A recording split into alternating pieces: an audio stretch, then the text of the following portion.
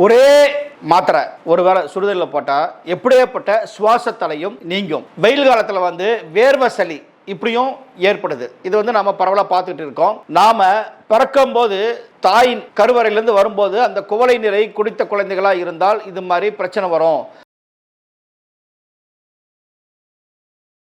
Welcome herbals நேயர்களுக்கு உங்கள் அன்பு சகோதரன் கார்த்திகேயனின் அன்பு வணக்கங்கள். ஒரே மாத்திரை ஒருவேளை சுடுதலில் போட்டால் எப்படியேப்பட்ட சுவாச தலையும் நீங்கும். அப்படிப்பட்ட ஒரு அருமையான சளிக்குரிய மருந்து தான் நாம் இப்போ பார்க்க போகிறோம். இப்போ பாருங்க, சளி பிரச்சனை அப்படிங்கிறது குளிர்காலத்தில் பரவலாக எல்லாருக்குமே ஒரு 80% வரைக்கும் ஏற்படுது. வெயில் காலத்தில் வேர்வை சளி இப்படியும் ஏற்படுது. இது நம்ம பரவலாக பார்த்துட்டு இருக்கோம். இதில் இன்னும் ஒரு சிலருக்கு ஆஸ்துமா, வீசிங், அலர்ஜி, அடுக்கு தும்மல், சைனஸ் இது மாதிரி ஏகப்பட்ட பிரச்சனைகள் வருது. இதுக்கு முக்கியமான காரணம் என்ன அப்படின்னா, நாம பிறக்கும் போது தாயின் கருவறையிலிருந்து வரும்போது அந்த குவளை நீரை குடித்த குழந்தைகளா இருந்தால் இது மாதிரி பிரச்சனை வரும். என்ன, சின்ன வயசுல தூங்கும்போது பார்த்தா கர்ரு கர்ருன்னு சவுண்டு வரும். பிறகு வளர வளர அவங்களுக்கு சளி அடிக்கடி பிடிச்சிக்கிட்டே இருக்கும். அதுக்கு நாம வெளியேற்றக்கூடிய மருந்துகள் இல்லாமல் உள்ள அடக்கிற மாதிரி மருந்துகள் கொடுத்தோம்னா லங்ஸை போய் அதனுடைய ஏர் பேக்ஸ் இருக்கும், அதெல்லாம் அடைக்க பின்னால் பெரிய பிரச்சனையாக மாறிடுங்க. இது மாதிரி தான் சளித்தொல்லைகள் ஏற்பட்டுக்கிட்டே இருக்கு. இது ஏன் தொடர்ந்து ஏற்படுது அப்படின்னா, நம்ம உள்ளுறுப்புகளில் நேரடி தொடர்பு வெளிப்புறத்துக்கு இருக்கக்கூடிய உறுப்புகள் எது அப்படின்னா ரெண்டு. ஒன்று முதல்ல லங்ஸுங்க, அடுத்து வயிறு. இதில் ஆல் த 24 hours வெளிப்புறத்தோட தொடர்பில் இருக்கிறது நம்ம லங்ஸு. மூச்சு விடாமல் ஒரு 5 நிமிஷம் இருந்து பாருங்க, முடியுமா? முடியாது இல்லையா? அதுதான். ஸோ எப்பயுமே வெளியிலேருந்து மூச்சு காற்று உள்ளே போகுது, உள்ளேருந்து வெளியே வருது. இப்போ இந்த காற்றுல ஏகப்பட்ட தூசு தும்பு பயங்கரமாக இருக்கும் இல்லையா? உயிர்கள், நுண்ணுயிர்கள் இருக்கும். மழை காலத்தில், பனிக்காலத்தில், குளிர் சீசனில் நுண்ணுயிர்களுக்கு, பாக்டீரியாக்களுக்கு, வைரஸ்களுக்கு கொண்டாட்டம். ஏரில் காற்றுல ஏகப்பட்டது இருக்கும். அதெல்லாம் நம்ம மூக்கு வழியாக போகும்போது நம்மளுடைய லங்ஸ் அதை எதிர்த்து போராடி அதை சாகடிச்சிருச்சுன்னா என்ன ஆகுனா, அதை வெளியே கொண்டு வரணும். உள்ளே டெபாசிட் ஆகக்கூடாது இல்லையா? அப்படி வெளியே கொண்டு வர்றதுக்கு ஒரு ஏற்படக்கூடிய ஒரு திரவம் தான் இந்த சளி. இதை நம்ம என்ன நினைக்கிறோம், கழிவு அப்படின்னு வெளியேற்றாம இது நோய்னு சொல்லிட்டு உள்ள அடக்கி வைக்கிறோம். அடக்க என்ன ஆகுதுன்னா, உள்ள ஏர்வேனுடைய அளவு குறைஞ்சி நமக்கு உடலுக்கு தேவையான ஆக்சிஜன் கிடைக்காம நம்ம ரொம்ப பெருமூச்சு விட வேண்டிய கண்டிஷன் ஏற்படுகிறது. பாருங்க என்ன பண்ணுவாங்கன்னா,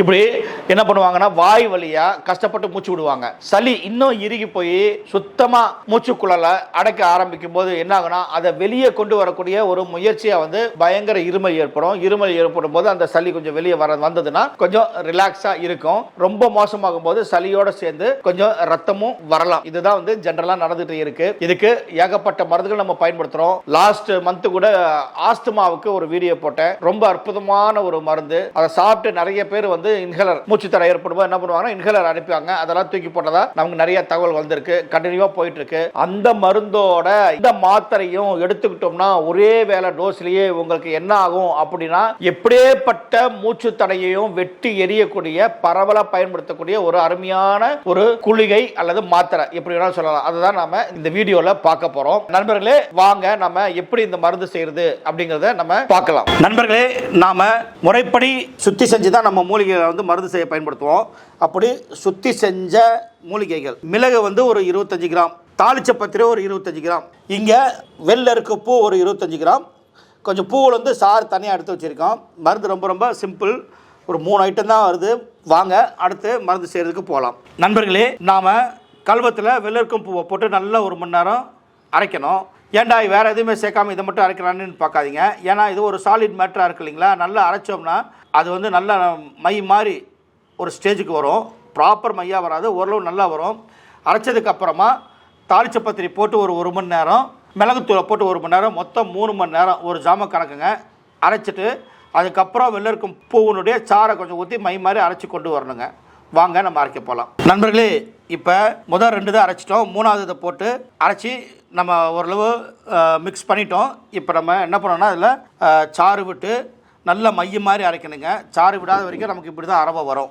சாறு விட்டு மையப்பதம் வர வரைக்கும் அரைச்சிட்டோம். இனி மாத்திரை பிடிக்கணும். நண்பர்களே, நாம கையில் அவ்வளோ ஓட்டல பார்த்தீங்களா? இதுதான் பதம். ஒரு பச்சை பட்டாணி அளவு உருட்டி காய வச்சு மருந்தா பயன்படுத்தணுங்க. பாருங்க, இப்ப காய வச்சு எடுத்துட்டோம். இதுதான் ஃபைனல் ப்ராடக்ட். சரி நண்பர்களே, நாம இந்த மருந்தை வந்து பல காலமா நம்மளுடைய குருமார்கள் வந்து தொடர்ந்து பயன்படுத்தி இருக்காங்க. எல்லா விதமான சளி பிரச்சனைகளுக்கு இதையும் சேர்த்து கொடுத்து ஒரு அற்புதமான ரிசல்ட்டை கொண்டு வந்து நோயாளிகளை வந்து பிரிவென்ட் பண்ணியிருக்காங்க, காப்பாற்றி இருக்காங்க. இந்த மருந்து வந்து நீங்க எளிமையான மருந்து தான், செஞ்சு சாப்பிடலாம். அதே நிமிஷம் ஒரிஜினல் சரக்குகளா பார்த்து வாங்குங்க. செய்யறதுக்கு முன்னாடி காணொலியில் இருக்கிற நம்பரை கான்டாக்ட் பண்ணி எங்களுடைய அரசு பதிவு பெற்ற மருத்துவருடைய பேசி அதுக்கப்புறம் மருந்து செய்யுங்க. உங்களுக்கு கிடைக்கக்கூடிய ப்ராடக்ட் நல்ல ப்ராடக்டா இருக்கும். மீண்டும் ஒரு நல்ல காணொளியில் உங்களை சந்திக்கிறேன். அதுவரை விடைபெறுவது உங்கள் அன்பு சகோதரன் கார்த்திகேயன். நன்றி, வணக்கம்.